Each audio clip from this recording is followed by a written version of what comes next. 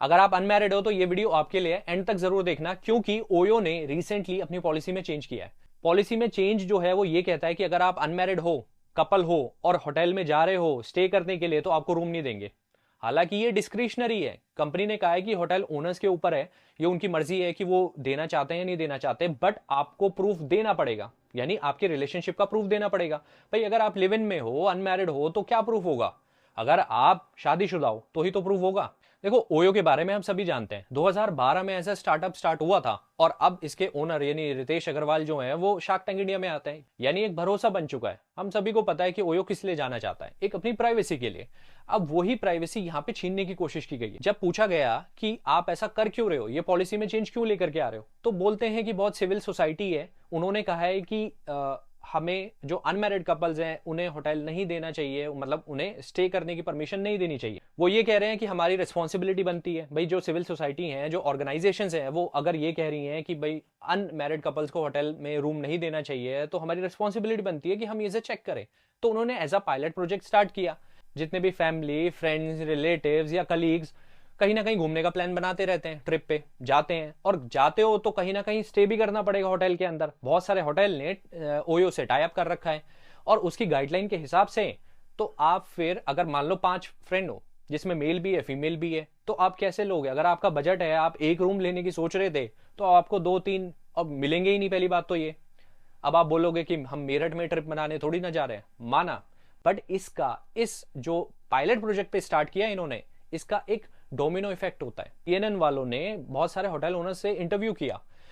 बहुत सारे hotel owners का ये व्यू है कि अनमैरिड कपल्स को होटल में आना ही नहीं चाहिए, they are not allowed at all, क्योंकि वो मोरालिटी आ जाती है वहां पे, समझ रहे हो? क्योंकि वो अपने ट्रेडिशनल कल्चर को बचाना चाहते हैं इसलिए। और कुछ ऐसी भी ऑर्गेनाइजेशन हैं जैसे बजरंग दल ले लो, तो उनका ये कहना है कि इस पॉलिसी को, ऐसी पॉलिसी को पैन इंडिया पे एप्लीकेबल करना चाहिए, यानी पूरे इंडिया में सब होटल्स को ये पॉलिसी को फॉलो करना चाहिए कि अनमैरिड कपल्स को आप रूम नहीं देंगे होटल के अंदर। अब आप मुझे कमेंट सेक्शन में जरूर बताना कि आपके हिसाब से जो रीसेंट डिसीजन लिया वो सही था या गलत। चलो सही गलत को तो छोड़ो एक बारी को, बट ये बताओ कि इसमें कौन कौन से एडवर्सरीज हैं, यानी किन किन लोगों पे इसका इफेक्ट पड़ा है। विमेन, ऑब्वियसली, मतलब अनमैरिड मैं कह सकता हूं, चाहे वो मेल हो चाहे फीमेल हो। और फिर LGBTQIA कम्युनिटी जो है, लेस्बियन, गे, ट्रांसजेंडर, ये सब कहां गए? ये भी तो एडवर्सरीज हैं। जो LGBTQ कम्युनिटी है उनका तो ये कहना है कि पहले वो मार झेल रहे थे, अभी ये कि डबल मार हो गई। कहने का मतलब है कि पहले उन्हें रिकॉग्नाइज तो कर लिया, बट अभी भी जो मोरालिटी है वो उन्हें जीने नहीं देती है। तो उस चक्कर में अगर वो प्राइवेसी चाह रहे हैं, अपनी कहीं पे जा रहे हैं, स्टे करना चाह रहे हैं, तो वो भी अब उन्हें छीन लिया जाएगा, क्योंकि उन्हें आईडी प्रूफ देना पड़ेगा। कौन सी आइडेंटिटी लेकर के आओगे?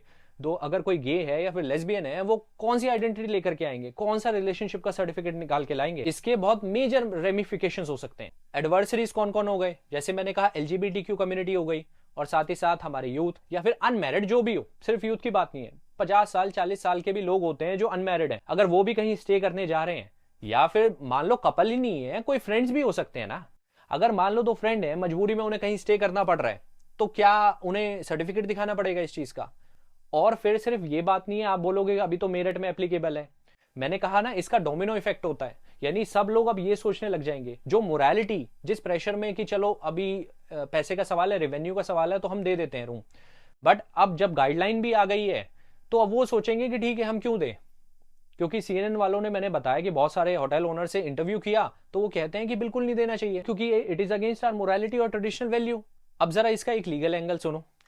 अगर आप अडल्ट हो और अनमैरिड हो, कहीं पे आप होटल में स्टे कर रहे हो, तो आपको कोई भी रोक नहीं सकता, यानी लीगली आप पे कोई केस बनता ही नहीं है। ऐसा कोई भी लॉ नहीं है जो आपको बार कर रहा है कि आप यहाँ पे नहीं जा सकते हो। क्योंकि अक्सर बहुत सारे लोगों ने देखा होगा कि पुलिस वाले रेड मारते हैं होटल्स के अंदर, क्योंकि सबको पता होता है कि वो होटल के अंदर अगर जा रहे हैं कपल, तो वो अपने पेरेंट्स की मर्जी के बिना जा रहे हैं। तो एक उन्हें ये पॉइंट मिल जाता है कि हाँ, कि ये वल्नरेबल होंगे इस टाइम पे, तो उन्हें पकड़ लो। बट ऐसा कोई भी लॉ नहीं है अगर आप अडल्ट हो। देखो, डायरेक्ट जो इसका इंपैक्ट है वो हेट्रोसेक्सुअल रिलेशनशिप पे तो है ही, क्योंकि वही उन्हें टारगेट किया गया है। बट आपसे मैं एक सवाल पूछता हूं, अगर 2 मेल हैं और वो अपना रिलेशनशिप को डिस्कस नहीं करना चाहते हैं, वो डिस्क्लोज नहीं करना चाहते हैं, आराम से वो रहना चाहते हैं, स्टे करना चाहते हैं प्राइवेसी के लिए, तो क्या अब उन्हें कोई प्रूफ देना पड़ेगा? आप कहोगे कि ये तो हेट्रोसेक्सुअल रिलेशनशिप के लिए, माना मैं कि हेटेरोसेक्सुअल रिलेशनशिप के लिए, बट यहाँ पे होटल ओनर की मोरालिटी सामने आ जाएगी। क्योंकि बहुत सारे ये लोग सोचते हैं कि अब देखो, अगर मैं मोरालिटी के हिसाब से जाऊं ना, जो ट्रेडिशनल जो समझते हैं लोग ट्रेडिशनल मोरालिटी के हिसाब से, वो ये है कि एक लड़का एक लड़की रिलेशनशिप में आ सकते हैं, वो भी मतलब शादी होगी तभी आप वैलिड हो, कहीं पे जाकर के स्टे करो, उससे पहले आप कहीं पे स्टे नहीं कर सकते, पहली चीज। दूसरी चीज, एक लड़का रिलेशनशिप में नहीं आ सकता। थर्ड चीज, एक लड़की लड़की रिलेशनशिप में नहीं आ सकती। और मतलब कहने का मतलब जो एलजीबीटीक्यूआई कम्युनिटी है, इनका कोई भी रिलेशन नहीं हो सकता, यही तो समझोगे ना। तो ये अब उन्हें मौका देने वाली बात हो जाएगी कि आप क्वेश्चन कर रहे हो रिलेशनशिप को, प्राइवेसी को हैम्पर कर रहे हो। और ये पॉलिसी तो चलो अभी एप्लीकेबल हुई है, बट इससे पहले की आप सिचुएशन सुनो। एक न्यूज चैनल है, उसने ऐसे कपल को इंटरव्यू किया जो लेस्बियन है। अब क्या करते हैं, वो होटल के अंदर जाते हैं, रूम बुक करते हैं और अंदर जाते हैं। फिर उसके बाद वो कंप्लेन करते हैं कि बेड शीट पे स्टेन है, यानी धब्बा लगा हुआ है, प्लीज इसे चेंज कर दो। तो वहां का जो स्टाफ है या ओनर है, वो ये कहता है कि आपको करना क्या है बेड पे बैठ के, आपको बैठना ही तो है, बातें ही तो करनी है, तो काउच पे बैठ जाओ, सोफा है वहां पे बैठ जाओ। मतलब इस तरीके की मेंटालिटी है। तो अगर ये चीज इस पॉलिसी से पहले की है, तो इसके बाद क्या होगा आप ये सोचो। इसके बहुत मेजर रेमिफिकेशंस है, as I have told you. यानी पहले से जो स्टिग्मा एग्जिस्ट करता है, उसे आप रीइंफोर्स कर रहे हो। Those who think that it is against our morality और ट्रेडिशनल वैल्यू, उनके लिए तो धर्मशाला है, आप चले जाओ वहां पे, क्या इशू है। किसी के बहुत सारे काम होते हैं, मतलब कोई बिजनेस पर्पस के लिए भी आता है, कोई मीटिंग के लिए आता है, सबके अलग अलग पर्पस होते हैं रहने के। हम मतलब ये तो सिर्फ ये हो गया ना कि अगर आप आ रहे हो तो आपको इस नजरों से देखा जाएगा कि भाई अनमैरिड हो, मैरिड हो, या फिर आप रिलेशनशिप में हो। आज आप रिलेशनशिप का स्टेटस चेक कर रहे हो, कल को फिर रिलीजन का स्टेटस चेक करोगे कि हस्बैंड कौन से रिलीजन का, वाइफ कौन से रिलीजन की है, फिर उस पर भी बहुत सारी लिमिटेशन स्टार्ट कर देंगे कि पॉलिसी में ये चेंजेस लेकर के आ जाएंगे। या फिर होटल ओनर्स खुद से ये स्टार्ट कर देंगे कि यहाँ पे हिंदू अलाउड है या फिर मुस्लिम अलाउड है, या फिर किसी का हस्बैंड अगर मुस्लिम है तो वो अलाउड नहीं है, किसी की वाइफ हिंदू है तो वो अलाउड नहीं है, कोई क्रिश्चियन है तो वो अलाउड नहीं है, कोई पारसी जैन। तो फिर ऐसे तो बहुत सारे आपको पॉइंट्स मिल जाएंगे रोकने के लिए। सीधे सीधे कहूं तो कहीं ना कहीं आपकी प्राइवेसी जो है वो हैम्पर हो रही है। और प्राइवेसी आर्टिकल 21 से आती है। और आर्टिकल 21 जो है वो स्टेट और नॉन स्टेट एक्टर्स दोनों पे एप्लीकेबल है। कॉन्स्टिट्यूशन में ऐसे बहुत सारे राइट्स हैं कि अगर स्टेट यानी सरकार या सरकार जैसी कोई भी व्यवस्था, इंस्टीट्यूशन, अगर वो आपके राइट्स का हनन कर रही है, वायलेट कर रही है, तो उसके अगेंस्ट आप सीधा सुप्रीम कोर्ट जा सकते हो, हाई कोर्ट जा सकते हो। बट अगर कोई प्राइवेट पार्टी ऐसा कर रही है आपके साथ तो नहीं हो सकता। बट अगर मैं 15 क्लॉज 2 की बात करूं या 17 की बात करूं, क्योंकि वो अनटचेबिलिटी है, और आर्टिकल 21 की बात करूं, तो ये सीधा सीधा ये कहते हैं अगर आपका फंडामेंटल राइट कहीं वायलेट हो रहा है तो आप उसके अगेंस्ट एक्शन ले सकते हो, यानी रेमेडी तो है। और चलो छोड़ो 15 to 17 को, बट आर्टिकल 21 के तहत तो ये चीज आती है ना, चाहे आप स्टेट हो या नॉन स्टेट एक्टर हो। अब यहाँ पे ओयो जो है वो प्राइवेट है, या जो होटल ओनर्स है वो प्राइवेट है। सीएनएन वालों ने इंटरव्यू किया बहुत सारे होटल ओनर्स को, तो बहुतों का ये मानना था कि यार मेरा होटल, मुझे पैसे मिल रहे हैं, मैं जो मर्जी करूं, जो मर्जी पॉलिसी है मैं वो अपनाऊं, मैं किसी को नहीं दूं, किसी को रूम दूं, किसी को नहीं दूं, मेरी मर्जी। ठीक है, आपकी मर्जी है, बट फिर ये सिर्फ एक तक एप्लीकेबल नहीं होगा, ये तो रीइंफोर्सिंग दैट स्टिग्मा होगा। अब सुप्रीम कोर्ट बहुत सारी चीजों को रिकॉग्नाइज तो कर लेते हैं, बट वो सोसाइटी जब तक उसे अप्रूव नहीं करेगी, जब तक उनके जो वैल्यू सिस्टम है उसमें वो चेंजेस नहीं आएंगे, तब तक वो मोरालिटी जो है वो बीच में आड़े आती रहेगी। अब चाहे सुप्रीम कोर्ट के बहुत सारे केसेस देख लो आप, चाहे शफीन जहान का केस ले लो, या फिर उसके बाद नवतेज सिंह जौहर का केस, या फिर कौशल किशोर का केस, आपको बहुत सारी चीजें ये पता चल जाएगी कि हाँ प्राइवेसी इंपॉर्टेंट है। अब सीधा सीधा अगर आपकी प्राइवेसी खत्म हो रही है तो फिर उसके लिए कुछ ना कुछ स्टेप तो लेना पड़ेगा। बहुत सारे ऐसे होंगे जो अभी तक पीआईएल फाइल कर चुके होंगे। तो अगर मैं पर्टिकुलरली विमेन की बात करूं तो ये रीइंफोर्सिंग पेट्रियार्की हो गई, क्योंकि आपकी जो कपल की ऑटोनॉमी है अनमैरिड कपल की, उसे आप डिमिनिश कर रहे हो, जो अपॉर्चुनिटीज है उन्हें खत्म कर रहे हो।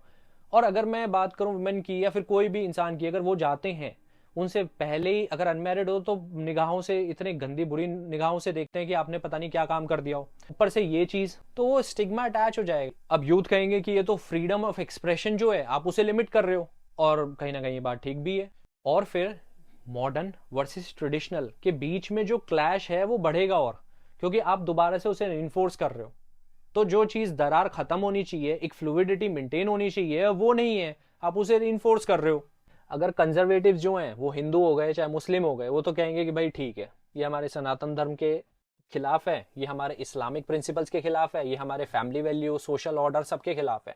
क्योंकि ये लिबरल कल्चर है, ये वेस्टर्नाइज्ड कल्चर है, ये ऐसा होना ही नहीं चाहिए। कुछ लोग हर चीज में वेस्टर्नाइजेशन लेकर के आ जाते हैं कि लिबरलाइजेशन हो गया, वेस्टर्नाइजेशन हो गया, यहाँ का कल्चर नहीं है, ये सब यहाँ नहीं होता, वहाँ होता है, ये वेस्ट में करो, अमेरिका में करो, इस कम्युनिटी के लोग करते हैं, उस कम्युनिटी के लोग करते हैं, यहाँ नहीं चलेगा ये सब।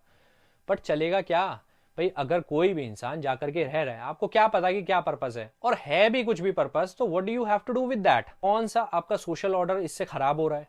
कौन सी आपकी वैल्यू सिस्टम खराब हो रहा है इससे? देखो, रिलेशनशिप की बात करूं, वो एक पर्सनल मैटर है, यानी प्राइवेट मैटर है, वो ओपनली हम डिस्कस नहीं कर सकते। आज मान लो प्राइवेट प्लेयर्स हैं, कल को जो स्टेट है यानी गवर्नमेंट है, वो भी दखल अंदाजी करनी स्टार्ट कर देगी। बहुत जगह पे करती भी है, अगर एक्सप्लिसिट नहीं है तो इम्प्लाइड तरीके से होती है। और सिर्फ चलो ये ओयो की बात हो गई, बट इसका ऑल्टरनेटिव भी आपको पता है, बिहार में स्टार्ट हुआ था, स्टे अंकल हो गया, चाहे ब्रेवी स्टे हो गया। तो आई थिंक आप दूसरे प्लेयर्स को भी ऑप्शन दे रहे हो, अच्छी बात है। वो तो इस चीज़ को नहीं लेकर के आते सामने, क्योंकि स्टे अंकल की अगर पॉलिसी देखोगे, वहां पे आपसे नो क्वेश्चन है, मतलब आप चेक इन करो, नो क्वेश्चन एट ऑल। मैं ये बोल रहा हूँ कि अगर ये मोरालिटी है, तो ये जो मोरालिटी है सब में एग्जिस्ट करती है, सब लोग इससे बंधे हुए हैं। कुछ लोग ज्यादा इसके अंदर धंस चुके हैं, कुछ लोग पेरीफेरी पे हैं और निकलना चाह रहे हैं।